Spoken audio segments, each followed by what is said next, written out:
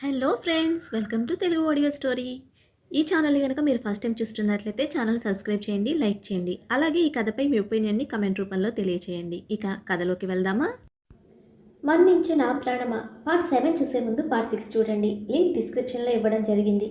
నేను అడిగిన దానికి మాత్రమే నాకు సమాధానం కావాలి. ఆరాధ్య, నువ్వు ప్రేమించుకున్నారా? మీరిద్దరూ పెళ్లి చేసుకోవాలని అనుకున్నారా? ఫారిన్లో సెటిల్ అవుదామని అనుకున్నారా లేదా అని అడిగితే నువ్వు నన్నెందుకు అడుగుతున్నావు?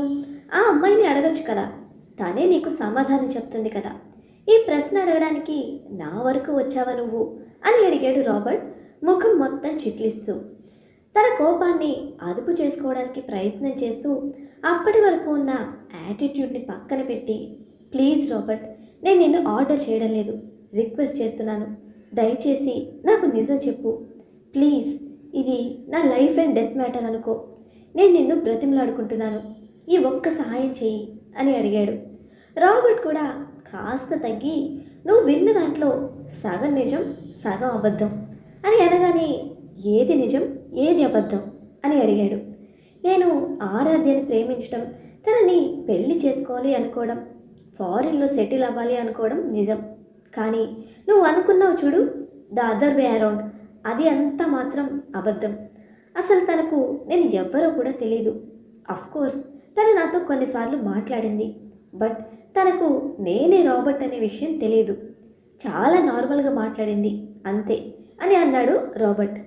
మరి నాకు విరాట్ అలా చెప్పాడు అని అడిగాడు. అది నువ్వు విరాట్ని అడగాలి, నన్ను అడుగుతున్నావేంటి? మీ ఇద్దరు గుడ్ ఫ్రెండ్స్ కదా, నువ్వు ఆ మాట అడగాల్సింది కూడా తన్నే అని అనడంతో, ఓకే, లాస్ట్ క్వశ్చన్, విరాట్ అలా చెప్పడానికి నువ్వేమైనా ఇచ్చావా వాడికి, లేదా నువ్వే వాడితో చెప్పించావా అని అడిగాడు తన బిజినెస్ మైండ్ని ఉపయోగించి. చూడు, ఇప్పటి వరకు నువ్వు చాలా అడిగావు, నేను కూడా చాలా సమాధానాలు చెప్పాను, చెప్పకూడనివి కూడా నేను చెప్పాను. ఇంకా ఎక్కువ చెప్పడం నీకు మంచిది కాదు, నాకు మంచిది కాదు, అలాగే విరాట్కి కూడా కాదు. నీకు అంతగా ఏమైనా తెలుసుకోవాలి అని అనిపిస్తే ఆ విషయం విరాట్ని అడిగి తెలుసుకో, అంతేకాని నేను చెప్పను. అండ్ ఇది బిజినెస్, సో బిజినెస్లో అన్ని సీక్రెట్సే ఉంటాయి అన్న విషయం నీకు కూడా తెలుసు కదా అని అనడంతో, అప్పటి వరకు దీనంగా ఉన్న మొహంలోకి మళ్ళీ యాటిట్యూడ్ చేరి, సో మీ ఇద్దరు కలిసి నన్ను పిచ్చోడిని చేసి నా లైఫ్తో ఆడుకున్నారు అంతేగా, ఇంకా ఇప్పటి నుండి మీరు నా ఆటను చూడండి అంటూ యాటిట్యూడ్గా గాగుల్స్ పెట్టుకొని, జస్ట్ నేనేదో బాధపడుతున్నా అనుకోగానే నువ్వు అది నిజం అనుకొని నాకంతా నిజం చెప్పేశావు కదా. నువ్వు మరీ ఇంత పిచ్చోడివైతే ఎలా మిస్టర్ రాబర్ట్? బిజినెస్లో ఇలాంటివి కూడా ఉంటాయని గుర్తుపెట్టుకోమని చెప్తున్నాను. ఫ్రెండ్స్ లేదా వేరే ఎవరైనా ఇలా ఎమోషనల్గా బ్లాక్మెయిల్ చేస్తే మోసపోతావేమో అని నీ మంచి కోసమే చెప్తున్నా అని వెటకారంగా చెప్పి అక్కడ నుండి వెళ్ళిపోయాడు జ్వలంత్. జ్వలంత్ వెళ్తున్న వైపే చూసి, యూ అని మనసులో అనుకున్నాడు రాబర్ట్. డైరెక్ట్గా ఆఫీస్కి వెళ్ళాడు జ్వలంత్. ఆ రోజు అస్సలు పని చేయాలి అనిపించకపోవడంతో తన క్యాబిన్లో ఒంటరిగా కూర్చొని తాగుతూ ఉన్న సమయంలోనే శ్రాగవి వాళ్ళ నాన్నగారి నుంచి ఫోన్ వచ్చింది. ఫోన్ లిఫ్ట్ చేసి, చెప్పండి అంకుల్ అని అనగానే, వాట్ ఈస్ దిస్ జ్వలంత్? ఏంటిది? అసలు ఏం జరుగుతుంది బాబు? అమ్మాయి ఉదయం నుండి ఏడుస్తూనే ఉంది. తను నిన్ను ఎంతగా ఇష్టపడిందో నీకు తెలుసు కదా. అమ్మాయి కోసం ఆ బాబును నువ్వు దూరంగా పెట్టలేవా అని బాధగా అడిగారు. ఇంతకు ముందు జ్వలంత్ అయితే గట్టిగానే సమాధానం చెప్పేవాడు, కానీ ఇప్పుడు బాధలో ఉన్నాడు కదా, అందుకే తను కూడా చాలా సహనంగా మాట్లాడుతూ, చూడండి అంకుల్, వాడు నా కొడుకు, నా రక్తం పంచుకు పుట్టినవాడు. వాడిని దూరంగా పెట్టడం నా వల్ల కాదు. వాడి కోసం మీ అమ్మాయిని వదులుకోవడానికి కూడా నేను సిద్ధమే, కానీ వాడిని మాత్రం వదులుకోలేను. అంతగా నేనే కావాలి అని అంటారా? మరి నా ద్వారా మీ అమ్మాయికి పిల్లలు కలగరు. దానికి మీకు ఓకే అయితే చెప్పండి అని చెప్పాడు. అలా ఎవరు యాక్సెప్ట్ చేస్తారు అని అడిగారు ఆయన. ఒకవేళ చేస్తే ఓకే, లేకపోతే ప్లీజ్ నా మీద హోప్స్ వదిలేసుకోమనండి. ఇప్పుడు నేను ఎవరి కోసమో నా కొడుకును వదులుకోవడానికి సిద్ధంగా లేను అంటూ ఫోన్ పెట్టేసి తన కొడుకుని ఎత్తుకున్న చేతులను పట్టుకొని వాటి వైపే చూస్తూ కూర్చున్నాడు. కాసేపటికి తండ్రి నుండి వాట్సాప్ మెసేజెస్ కంటిన్యూస్గా రావడంతో ఏంటా అని ఫోన్ చూసిన తనకు అనంత్ గారి నుండి ఎవ్వరికీ తెలియకుండా జ్వలంత్ కొడుకుని ఎత్తుకున్నప్పుడు తీసిన వీడియో పంపడంతో ఆ వీడియోలో కొడుకును మళ్ళీ మళ్ళీ చూసుకుంటూ కొడుకు తనను అంకుల్ అని పిలవడాన్ని గమనిస్తూ, నేను నీకు అంకుల్ని కాదు నాన్న, నేనే మీ నాన్నని, ఎలా అయినా సరే మీ అమ్మని ఒప్పిస్తాను, నిన్ను ఇంటికి తీసుకొస్తాను, నీకోసమైనా నేను మీ అమ్మని యాక్సెప్ట్ చేయక తప్పదు, కానీ ఇప్పటికీ కూడా దాని పొగరు తగ్గట్లేదు చూడు అని అంటూ మనసులో ఆరాధ్యను ఇష్టం వచ్చినట్టుగా తిట్టుకున్నాడు. జ్వలంత్ వెళ్ళిపోగానే రాబర్ట్కి జ్వలంత్ మీద పగ ఎక్కువ కాగా ఎలాగైనా సరే జ్వలంత్ మీద పగ తీర్చుకోవడం కోసం వెంటనే తన పిఏకి కాల్ చేసి మన యానివర్సరీ ఎప్పుడుంది అని అడిగాడు. ఇంకొక 1 వీక్లో ఉంది సార్ అని అనడంతో దానికి ఏ హోటల్లో ప్లాన్ చేశారు అని అడిగితే తాజ్ హోటల్లో ప్లాన్ చేశాము అని ఆమె చెప్పడంతో అక్కడ క్యాన్సిల్ చేసి ఆరాధ్య హోటల్ పేరు చెప్పి వెళ్ళి బుక్ చేయమని చెప్పగా, సార్ అది చాలా చిన్న హోటల్ కదా అని అనడంతో ఇట్స్ ఓకే, బుక్ చేయండి, వెంటనే ఇన్విటేషన్స్ ప్రిపేర్ చేసేయండి, రేపు సాయంత్రంలోగా ఫస్ట్ ఇన్విటేషన్ బయటకు రావాలి, సో ఈరోజే వెళ్ళి ఆ హోటల్ ఓనర్తో డీల్ కుదుర్చుకొని రండి, ఎట్టి పరిస్థితుల్లో మనం యానివర్సరీ ఆ హోటల్లోనే చేయాలి అని చెప్పడంతో అలాగే సార్ అంది ఆవిడ. అలా రాబర్ట్ చెప్పిన మాటలకు ఓకే అని చెప్పి వాళ్ళ పిఏ అక్కడి నుంచి వెళ్ళిపోగానే చైర్లో వెనక్కి వాలి కళ్ళు మూసుకొని జ్వలంత్ అన్న మాటలను మరొకసారి గుర్తు తెచ్చుకుంటూ, మిస్టర్ జ్వలంత్, నన్ను ఎమోషనల్గా లాక్ చేసేసి నిజాలు అన్నీ చెప్పించుకొని ఇప్పుడు నువ్వు నీ పెళ్ళాం కొడుకుతో సహా ఆనందంగా ఉండాలని అనుకుంటున్నావు కదా, నిన్ను అలా ఎలా ఉండనిస్తాను, నీకు మనశ్శాంతి లేకుండా చేయడమే కదా నా ఫస్ట్ రూల్ అనుకుంటూ గట్టిగా నవ్వేసుకున్నాడు రాబర్ట్. ఆ రోజు రాత్రి జ్వలంత్ ఇంటికి చేరుకునేసరికి అనంత్ మరియు సునంద గారు ఫోన్లో ఏదో వీడియో చూసుకుంటూ ముచ్చట పడుతూ ఉంటే జ్వలంత్ పట్టించుకోనట్లే ఉన్నాడు. కానీ వాళ్ళ ఎదురుగా కూర్చున్న తనకు అది ఏదో పాటకి డ్యాన్స్ వీడియోలో అనిపించడంతో, అలాగే వాళ్ళిద్దరూ వాళ్ళలో వాళ్ళే మాట్లాడుకుంటున్నట్టు భలే చేస్తున్నాడు కదా, వీడికి డ్యాన్స్లో కూడా నా పోలికలే వచ్చాయి అని అనంత్ గారు అనగానే, అవునవును, మీలో లేని గుణాలు మీ మనవడిలో చూసుకొని అవి కూడా మీ గుణాలే అని చెప్పుకోవడం మీకు మహా సరదాగా మారిపోతుంది అని నవ్వారు సునంద గారు. ఆ మాటలు విన్న జ్వలంత్కు ఆ వీడియో తన కొడుకుదే అని అర్థమయ్యి అదేం వీడియో అని అడిగాడు. సునంద గారు విన్నట్టు చూడగా వెంటనే ఫోన్ లాక్కొని చూడగా అది తన కొడుకు డాన్స్ చేస్తున్న సాంగ్. దాన్ని చూసి కింద డిస్క్రిప్షన్ చూడకుండా అలా ఫలానా స్కూల్ యాన్యువల్ డే అని కనపడడంతో ఇది ఎలా దొరికింది మీకు అని అడిగాడు.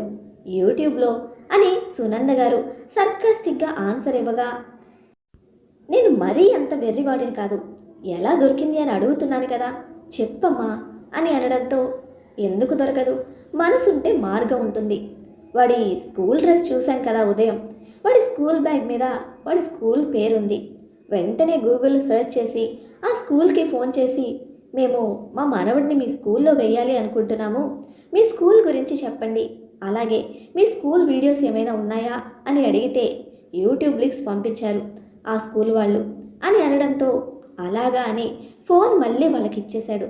కానీ వాళ్ళు మాట్లాడుకున్నంతసేపు ఆ లింక్ను మైండ్లోనే నోట్ చేసుకుంటూ పరుగున తన గదిలోకి వెళ్ళి డోర్ క్లోజ్ చేసి వెంటనే యూట్యూబ్లో కొడుకు వీడియోస్ ఓపెన్ చేయడం ప్రారంభించాడు.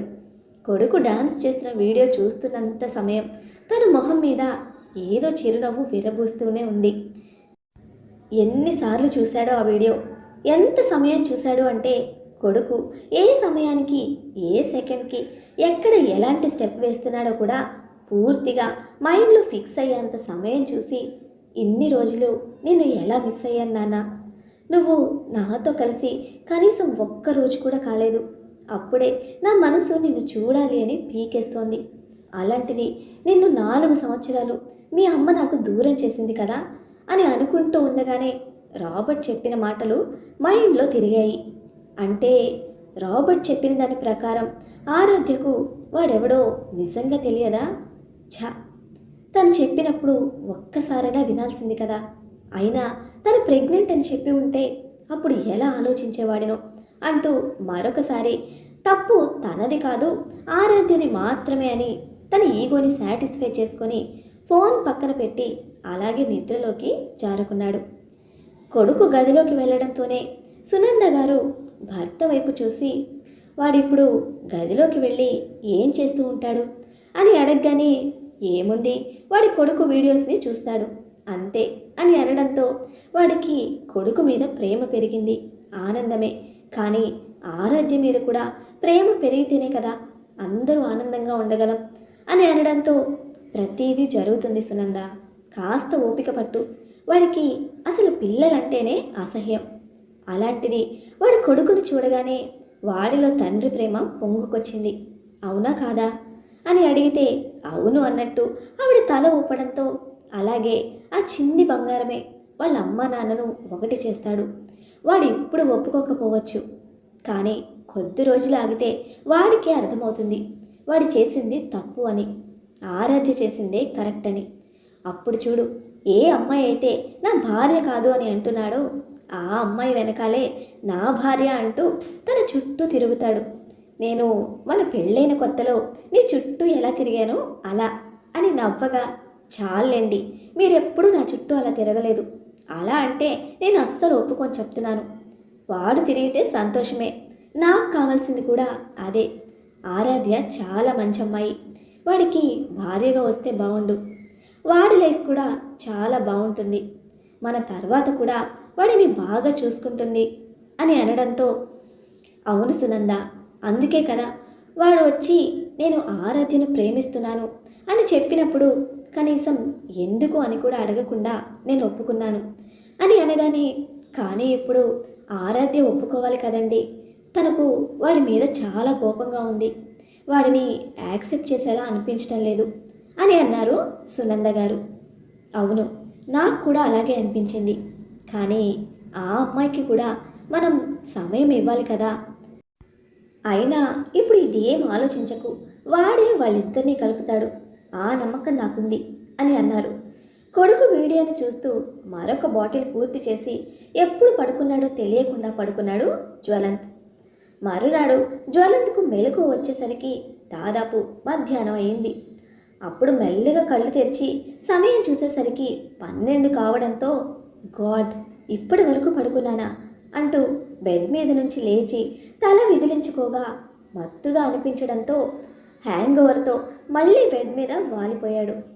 నిన్నంత తాగాక హ్యాంగ్ ఓవర్ కాకుండా ఇంకేమవుతుంది అని తనలో తానే మాట్లాడుకొని ఫోన్ ఓపెన్ చేసి చూడగా వాట్సాప్లో ఒక కొత్త నెంబర్ నుంచి ఒక ఇన్విటేషన్ కనిపించింది. ఆ నెంబర్ తన దగ్గర లేకపోవడంతో ఇన్విటేషన్ ఓపెన్ చేసి చూడగా అది రాబర్ట్ కంపెనీ యానివర్సరీ ఇన్విటేషన్ అని తెలియడంతో నవ్వుకున్నాడు. కానీ కింద ఆరాధ్య హోటల్లోనే వాళ్ళు హోస్ట్ చేస్తున్నట్టుగా తెలియగానే టక్కున లేచి కూర్చొని రాబర్ట్ ఇదంతా కావాలనే చేస్తున్నాడు అని అర్థం చేసుకొని, రాబర్ట్ నువ్వు ఇంకా నాతో గేమ్ ఆడాలి అని అనుకుంటున్నావా అని ఫోన్ అక్కడ వదిలేసి కింద తల్లి దగ్గరికి వచ్చి డాడీ ఎక్కడా అని అడిగాడు. టైం ఎంతైందో చూసుకున్నావా? ఇప్పుడు మీ డాడీ ఇంట్లో ఎందుకుంటారు? ఆఫీస్కి వెళ్ళారు. ఏమైందిరా అని సునంద గారు కొడుకుని అడగడంతో అర్జెంటుగా డాడీతో మాట్లాడాలి అంటూ తన గదికి వెళ్ళి తండ్రికి ఫోన్ చేసి ఫోన్ లిఫ్ట్ చేసిన అనంత్ గారితో, డాడీ ఆ రాబర్ట్ గారు వాళ్ళ కంపెనీ యానివర్సరీను ఆరాధ్య టేక్ ఓవర్ చేసిన హోటల్లోనే సెలబ్రేట్ చేస్తున్నాడు, నా మీద కోపంతోనే చేస్తున్నాడు అని అనగానే, అయితే ఏంటి, నీకు ఆరాధ్య వద్దు అనుకున్నప్పుడు తన హోటల్లో ఎవరు ఏం సెలబ్రేట్ చేస్తే నీకేమవుతుంది అని అడిగారు ఆయన. అది కాదు, నిన్న నేను వాడి కంపెనీకి వెళ్ళాను అని అనడంతో అయితే అని అడిగారు ఆయన నొసలు చిట్లిస్తూ. మొదటిసారిగా తండ్రికి ఎక్స్ప్లెనేషన్ ఇస్తున్నట్టుగా తను రాబర్ట్తో మాట్లాడిందంతా చెప్పి, నేను వాడి నుండి ఇన్ఫర్మేషన్ లాగడానికి మాత్రమే అలా మాట్లాడాను, వాడిని రెచ్చగొట్టడానికి మాత్రం కాదు, కానీ వాడు ఇలా తీసుకున్నాడు అని అనడంతో వాడు మాత్రమే కాదు, ఇది వింటున్న నాకు కూడా నువ్వు వాడిని రెచ్చగొట్టినట్లుగానే అనిపిస్తుంది. కానీ సరే, ఇప్పుడు నీకైతే ఇన్విటేషన్ వచ్చింది కదా, నీ తరపున మన ఇద్దరం వెళ్దాం సరేనా అని అడిగారు. వద్దు డాడీ, మనం వెళ్తే వాడు ఎక్కువ చేస్తాడు అని అనడంతో వెళ్ళకపోతే వాడి అందరి ముందు ఆరాధ్యను అవమానిస్తాడేమో కదా అని అనగానే సైలెంట్గా ఉన్నాడు జ్వలంత్. దాని అర్థం ఆరాధ్యను అవమానించినా నాకేం నష్టం లేదు అని అన్నట్లుగా. సో ఆరాధ్యతో పాటు అవమానించేది నీ కొడుకునిరా. ఇప్పుడు ఒకవేళ నీ భర్త ఎవరు అని అడిగారనుకో, తను చెప్పలేదు. సో అలాంటి సిచ్యువేషన్లో భర్త లేకుండా కొడుకు ఎక్కడి నుంచి వచ్చాడు అని అంటే ఆ చిన్నవాడి మీద ఆ మాట ఎంత ఎఫెక్ట్ పడుతుందా ఆలోచించు అని అనడంతో ఓకే లెట్స్ గో అని అన్నాడు. ఆ ఈవెంట్ ఎప్పుడు అని అడిగితే ఈవెంట్ ఇన్ఫర్మేషన్ వాట్సాప్లో చూసి ఇంకో 1 వీక్ తర్వాత అని చెప్పాడు. అంతలోపు try to bring Aaradhya to home. If not possible we have to save her. అంతే, మనకి ఇంకొక ఆప్షన్ లేదు అని చెప్పగానే అలాగే అని అన్నాడు ముక్తసరిగా. అలా ఆ రోజు మొత్తం దాని గురించి ఆలోచిస్తూ సాయంత్రం ఎప్పుడో ఆఫీస్కి వెళ్ళి 1/2 అవర్లో వర్క్ కంప్లీట్ చేసుకొని ఎందుకో కొడుకుని చూడాలి అనిపిస్తూ ఉంటే మనసు ఆపుకోలేక డైరెక్ట్గా అక్కడి నుంచి ఆరాధ్య ఉంటున్న హోటల్కి వెళ్ళాడు. తను అక్కడికి వెళ్ళేసరికి బయట కొడుకుతో లాన్లో ఆడుకుంటూ కనపడింది ఆరాధ్య. ఆరాధ్యను చూడకుండా కొడుకును మాత్రమే చూస్తున్నాడు.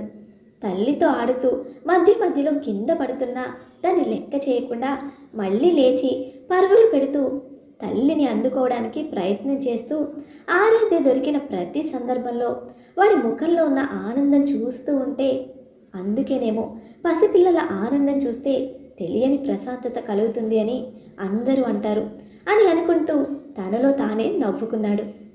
అలా వాళ్ళిద్దరూ ఆడుతున్నంత సమయం అక్కడే నిలబడి ఉండగా కాసేపటికి తండ్రిని చూసిన అనంత్, అమ్మా అదిగో డాడీ వచ్చాడు అని చెప్పడంతో కారు వైపు చూసింది ఆరాధ్య. ఆరాధ్య తన్ని చూడగానే అనంత్ను చిన్నగా తన దగ్గరకు తీసుకొని, పదనాన్న ఈరోజు ఆడుకున్నది చాలు, మళ్ళీ రేపు వచ్చి ఆడుకుందాం అని కొడుకును తీసుకొని లోపలికి వెళ్ళిపోతూ జ్వలంత్ని కోపంగా చూసి వెళ్ళిపోయింది. అప్పటి వరకు కొడుకుని ఆనందంగా చూసుకుంటున్న తనకు ఆరాధ్య తన కొడుకుని తన నుండి దూరం చేస్తున్న ఫీలింగ్ రావడంతో వాడి కోసమైనా సరే నేను ఇంటికి తీసుకువెళ్తాను, వాడిని నాకు దగ్గర చేసుకుంటాను, ఆ తర్వాత నిన్ను టార్చర్ చేస్తాను చూడు, నేనేంటి అనేది నీకు చూపించాలి కదా, లేకపోతే ఎలా? నిన్నవాడు నీ గురించి చెప్పగానే నిన్ను తప్పుగా అర్థం చేసుకున్నాను అని అనుకున్నాను, కానీ నీ పొగరుంది చూడు, అది అస్సలు తగ్గలేదు. నేను అది అణిగేలా చేయాలి, ఎంతైనా నీకు తాళి కట్టని మొగుని కదా, చేస్తాను. నీ పొగరణిచి నా కొడుకుని నా వారసుడిగా ప్రకటించుకుంటాను. ఇకపై నాకు పెళ్ళి వద్దు, అమ్మాయిలు వద్దు, నా కొడుకు చాలు, నా రక్తం చాలు అని అనుకొని అక్కడి నుండి వెళ్ళిపోయాడు. మరి రేపు రాబర్ట్ ఇచ్చే పార్టీలో ఏం జరగనుంది? జ్వలంత్ అనుకుంటున్నట్టు బాబును తన ఇంటికి తీసుకువెళ్ళగలడా? ఆరాధ్య వెళ్ళడానికి ఒప్పుకుంటుందా? దానికి జ్వలంత్ ఏం చేయనున్నాడు? తెలుసుకోవాలంటే నెక్స్ట్ ఎపిసోడ్ను ఫాలో చేయండి. అలానే ఈ ఎపిసోడ్ని లైక్ చేయడం మాత్రం మర్చిపోకండి. Bye friends.